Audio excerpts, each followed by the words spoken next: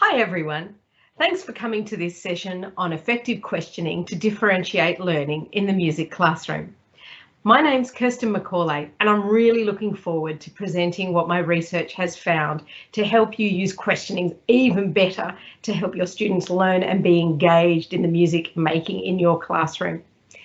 But before I get into that, I wanted to say hello and show you my face. Because in a perfect world, I will have figured out technology so that my slides appear beautifully over here and there are absolutely no strange noises that happen in the background, but life. And so I'm going to disappear in a sec. So I wanted to say hello first and then I'll get into the session. So here we go. Now, normally at a fabulous ASME conference, it's likely that I would have met many of you in the fantastic conference Break the Ice events. And you'd be forewarned. I mean, you'd know a little bit about me before hearing me present. To help you get to know me, I'm going to introduce myself briefly to set up launching into my recent research that relates to questioning in the music classroom, which was part of my recent doctoral thesis. My love of music started in the school band playing tenor horn. You'll notice in this picture, I'm not looking at the music here. This is because I was looking at the clarinets. Eventually, I convinced my mum to let me switch instruments to the clarinet. And I was encouraged from an early age to always give 100%, unless, of course, you're donating blood. So to cover 20 years of music in a single slide, I've got a rich history of being in bands, choirs and orchestras, and then moving into conducting the bands, choirs and orchestras. Now I've included my really tragic shots in here just to make you smile. I studied at the Sydney Conservatorium of Music and I did my Bachelor of Music Education. Later on, I went to University of New South Wales and I studied in my Master of Music, focusing on how to encourage musical creativity. And most recently, I've been studying at Western Sydney University in completing my Masters of Educational Leadership and then later and most recently my PhD research. I'm a K-12 trained music teacher, although I've spent most of my career teaching music 7 to 12. I teach both music syllabi from NESA and the International Baccalaureate. And if you teach IB, please reach out. We need to talk about implementing the new curriculum. I've either been associated with ASME New South Wales for much of my career, either as a member or an office bearer. I'm currently the Treasurer for ASME New South Wales. My current role also allows me the immense privilege of working alongside teachers to celebrate quality teaching and inspirational teachers who can improve student outcomes. It's my privilege to share this knowledge with the teaching profession, which brings me to my research into questioning, or questioning the questions. So now we're moving to why question structure is important. And this is the underpinning foundation about questions, how to ask good questions. So first of all, to illustrate the point, I'm going to ask you all a question. I want you to think, what's your answer to this question? Oh, wait a minute, I can hear you laughing on the other side of that screen. That's the question I meant to ask you. What is the first 4-letter word about music that comes into your mind? Now, my answer was oboe. You might have had a different answer. Let's use that example to think about the question structure. So first of all, we have a question word, such as who, what, where, when, how, why, or a question phrase, how long, how often. The second part is an auxiliary or helping verb, be, do, have, or there's also modal auxiliary verbs, can, should, may, will, those types of words. The third part is the subject, such as I, you, we, they, he, she, it, or it could be the main focus of what you are asking about. And lastly, the main verb, action, play, eat, buy.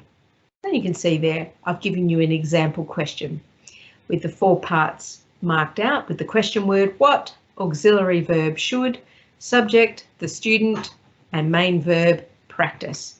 Now, when I ask a question like that, I get an open question. To backtrack, My research has identified 31 different question types, but to begin, let's consider the common binary divide between these types of questions, the first of which is an open question, which is simply when the teacher accepts more than one answer to a question concerned about the lesson content. So the very first question I asked you, what was your first four-letter music term, was an open question because there's multiple answers you could accept. You could say note, for example. I digress. Let's go back to question structure. When you delete the first question word or phrase, you'll create a closed question, or a question that requires information problem-solving nature for which the teacher accepts the first answer, often answered with a single yes or no, or a word or a phrase. So you can see when I've deleted out the first part of the question, the first word, the question word, I've created a closed question to create a question that receives a yes or no answer. Should the student practice? Could be a yes or no answer, but we all know this is how much a student should actually practice. My research study looked at expositional lessons and practical lessons. Now, an expositional lesson I defined as leading, lecturing, delivering information, and the students were taking notes or being told, which is expository learning, what they need to know. A practical lesson, music teachers are much more familiar with. It's lessons that have students learning through doing, often with intended physical objects, and having the teachers guide the actions through doing.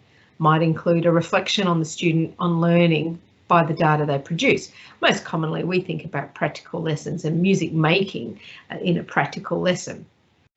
The second part because this was an initial study and in the literature there was no research on comparing expositional lessons to practical lessons, I looked at 4 different classrooms, 2 primary classrooms and 2 secondary classrooms, but they varied in length. However, they had the same teachers. So whether they delivered an expositional lesson or a practical lesson, I could keep the consistency with the same teacher in primary and the same teacher in secondary. So let's have a look at what happened when teachers used best practice of closed questions, which are the ones that give you facts, they're quick and easy to answer, and they keep the control of the discussion with the questioner or the teacher. So there's times in a classroom where we really want to use closed questions. So let's look at some examples. So a closed question, best practice, could be used to build rapport with students. A closed question is easy for the student to answer as it doesn't require too much thinking or details. A closed question can be used in informal testing of understanding. It helps prevent a long-winded answer from your students. I'm sure none of you have those students that will give a very long answer, but one way to stop that is to make sure you ask a closed question. And lastly, it's for achieving closure of a persuasion or seeking yes to the big question. And you can see my example I've got there. So that's some examples of how music teachers use closed questions effectively in their classroom. Next, we're looking at open questions. They're likely to receive a longer answer. They're considered the opposite of closed questions, hence the binary divide in a lot of the research.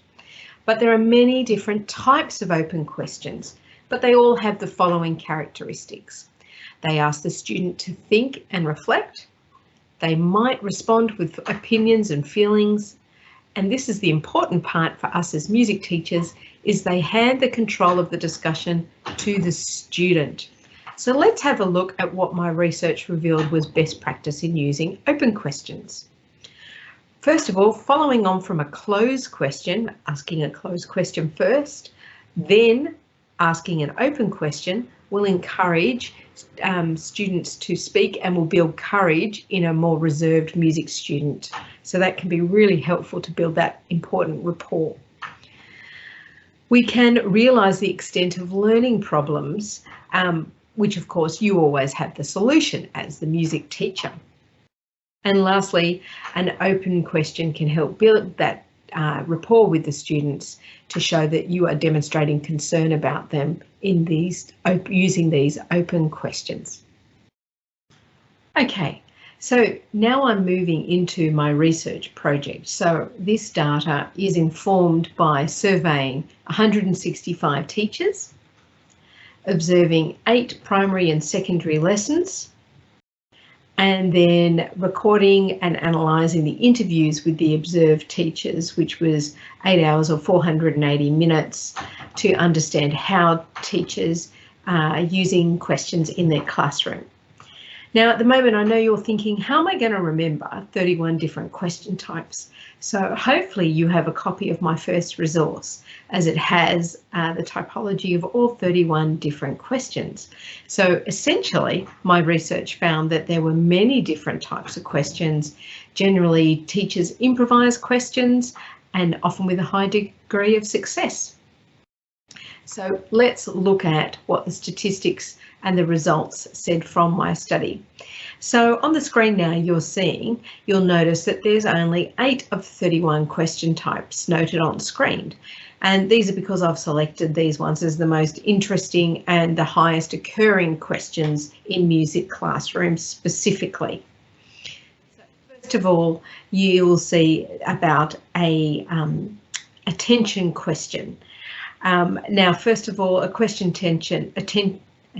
questions are those that function as a behaviour management device, often simply a student's name, with the response by the students indicating when they're ready to learn. As many of you will know from your own experience, this type of question is heavily utilised in practical lessons in both primary and secondary levels alike. The closed question, that is a question requiring a fact or a simple yes or no answer, was found most commonly in secondary expositional music lessons. Now, encouragement questions are super interesting. An encouragement question is when a student is required to answer to show that they are ready to learn, often with a short answer or a non-verbal gesture. Now, teachers would use this type of question to shift the power balance to the student in the classroom, as the encouragement question gives the power to the student to indicate when they're ready to learn. It's also important to note that the higher incidence of encouragement questions in practical lessons, as teachers create safe learning environments for the students to take learning risks, which will ensure that our students can engage successfully in practical music making. Fact questions are slightly different to closed questions, as they require academic information or facts in response to the teacher. And these types of questions are used extensively by music teachers, which really just further proved about the deep thinking and learning that goes on in our classrooms and the high use of academic language our students learn when studying music. But I know I'm already preaching to the converted here. There was a higher incidence of open questions was found in expositional lessons, along with probing questions. Now, probing questions are follow-up questions when a student gives you a vague or ambiguous answer and you want more specific or in-depth information. Now, pseudo questions are interesting. Pseudo questions are questions that teachers ask and answer themselves, or don't wait for student answers. Now, at first glance, it seems counterintuitive and negative, but it's not at all. The reality is that teachers were using pseudo questions to build verbal thinking scaffolds and also maintain safe learning environments for music students. Because did you know that an awkward silence is created when 3 seconds passes without a question receiving an answer? Isn't that interesting? And you can see that asking a pseudo question maintains the equilibrium and also the safe learning environment, which is so important for music teachers because our music students need to feel safe when they're engaging in learning music. And lastly, the last statistic is just plain hilarious. I wanted to share with you. Teachers were interrupted all of the time. Routine questions are not related to the aims of the lesson, but involve classroom matters. Personally, I wonder if we'll see the number of routine questions increase as the admin increases that we're expected to complete in addition to teaching our students about music. Now, the questions I analysed in the previous slide were both questions that were improvised and question strategies, which are planned. Now, a question is defined as a sentence that elicits a response from another person, and it's improvised. A question strategy is when a teacher decides on using a particular question type to assist students to achieve predetermined learning goals, or simply the teacher planned a certain question. The question matrix allows the teacher to easily plan differentiated questions. The matrix is built from the principles of the Socratic questioning, which can be a way to pursue thought in many different directions and for many different purposes.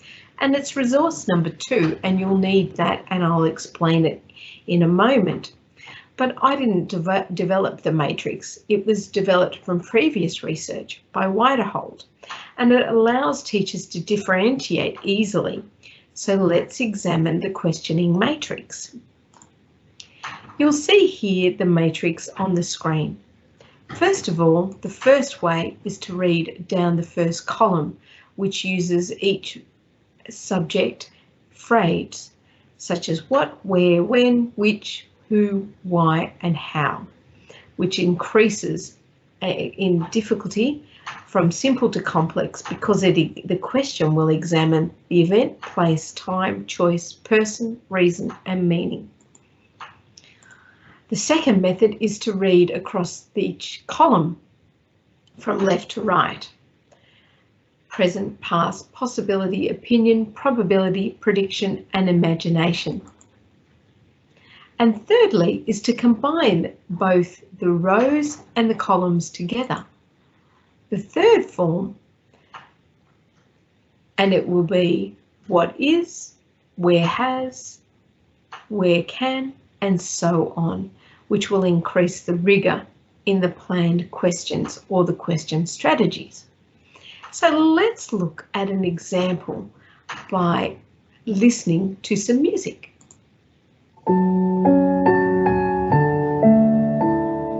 The questions are firstly formed in the first series, reading down, and they become more complex as you look at each row.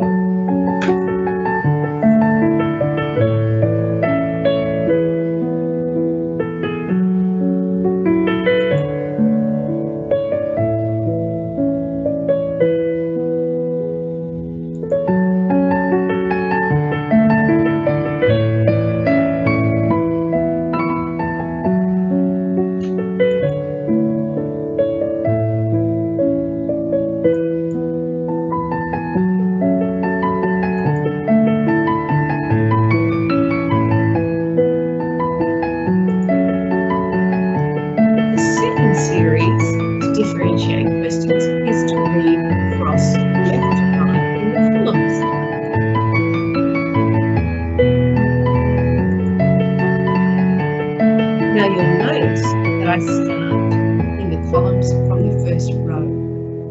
You can also go down to increase the rigour.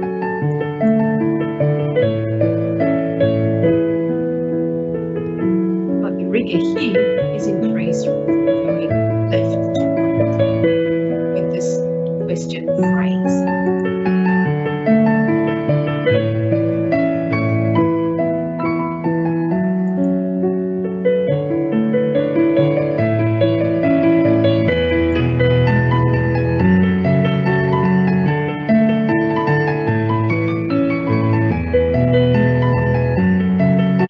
So in the last two slides, I showed you how to use Series 1 and Series 2 to create more rigorous questions as you work through the various question phrases and terms. Now I'm going to show you a way to create a more rigorous differentiation, but by using score reading as the impetus. So here we go. We've all seen and taught this fabulous piece of music. And now this is an example of how to build differentiation through questioning with using score reading as the stimuli. So I start with the first corner of what instrument is the music written for. Moving down the diagonal, where the place has the past, where has the main melody started. Moving down the diagonal again, time and possibility, so the thinking gets deeper. The fourth option, which should, and you can see that question. We're now getting the students to think harder, and so on. Next one. It's requiring the students to think more deeply and reflectively, and also referring to the evidence, which in this case is the score reading. Now, the reason why this is effective for our students is because it loosely mimics Bloom's taxonomy, going through those different levels from identification all the way to creating new sections. And so that's how you can use the question matrix to create differentiated questions in your music classroom. You can change the stimuli, be it aural, composition, performance, or anything else that you are teaching your students. But this matrix allows you to quickly plan question strategies to use to ensure that you are challenging the most talented students in your class, and also creating questions for students who need support at a lower level so that they can feel successful. I hope you found this presentation useful.